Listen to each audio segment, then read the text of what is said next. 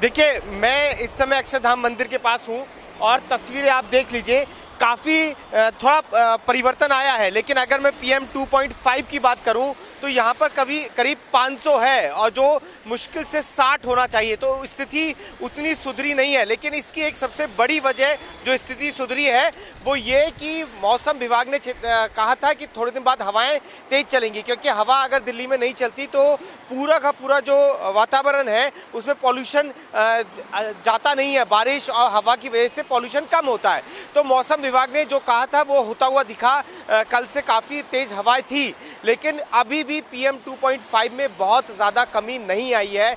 Odd even भी कल शुरू किया गया था। हालांकि अरविंद केजरीवाल से जब मेरी कल बात हुई तो वो कहने लगे कि ये ऑड इवन का असर हो सकता है, लेकिन ये ज़्यादा असर हवा का है। बहुत तेज़ हवा चल रही है और मौसम विभाग कह रहा है अगर इसी तरीके से हवा चलती रही तो दिल्ली वासियों को अगले 2 से 3 दिन में पॉल्यूशन से बहुत ज़्यादा राहत मिलेगी। और जाहिर तौर पर ऑड इवन का भी असर पड़ेगा, इसमें कोई दो राय नहीं है, क्योंकि जितनी भी रिपोर्ट्स हैं वो बताती है कि करीब ऑड इवन के दौरान 7 से 8% असर पड़ सकता है। जी देखिए, अगर आप इस समय की देखें, करीब 9 बजने वाले हैं और सड़क पर वाहनों की संख्या उतनी ज़्यादा कम नहीं नज़र आती। यदि आम दिनों की बात करें तो इतनी ही नज़र आती है। उसकी कई वजह भी हैं।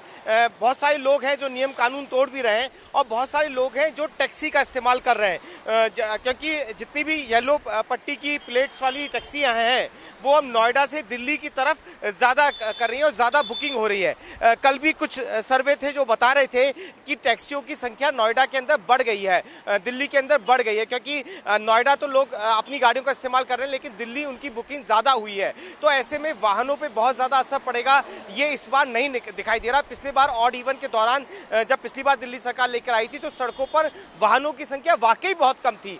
आपको जाम वाली स्थिति नहीं थी। पीक आवर्स में, मॉर्निंग टाइम में बहुत ज़्यादा वाहन सड़कों पर नहीं थे। लेकिन इस बार जो मैं आज देख रहा हूँ वो ऐसा नहीं है कि वाहनों की संख्या बहुत ज़्यादा कम हुई हो। लोग प्राइवेट टैक्सी का इस्तेमाल कर रहे हैं और उसकी वजह से शायद इतनी ज़्यादा संख्या कम नहीं हुई है। दूसरी, दिल्ली सरकार के सामने एक बड़ी चुनौती ये भी है कि वो कैसे जो बाहर से वाहन आ रहे हैं, क्योंकि कल जितने लोगों का चालान कटा था उनमें ज़्यादा से ज़्यादा संख्या नोएडा और गाजियाबाद से आए वाहनों की है, जबकि उन्हें भी ऑड इवन से कोई छूट नहीं दी गई है, लेकिन उसके बावजूद भी लोग यहाँ पहुँच रहे थे।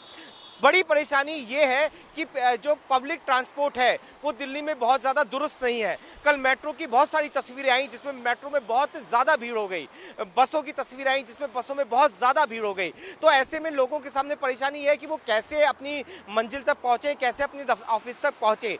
इसलिए टैक्सी की संख्या बढ़ी है। ओला, उबर पर लोगों को ज़्यादा भरोसा, ऑटो पे ज़्यादा भरोसा करना पड़ा, लेकिन उसका ऑड इवन के दौरान जो पॉल्यूशन के लिए किया गया उससे नुकसान होगा। जी, इन खबर चैनल को सब्सक्राइब करें और बेल आइकन दबाना ना भूलें।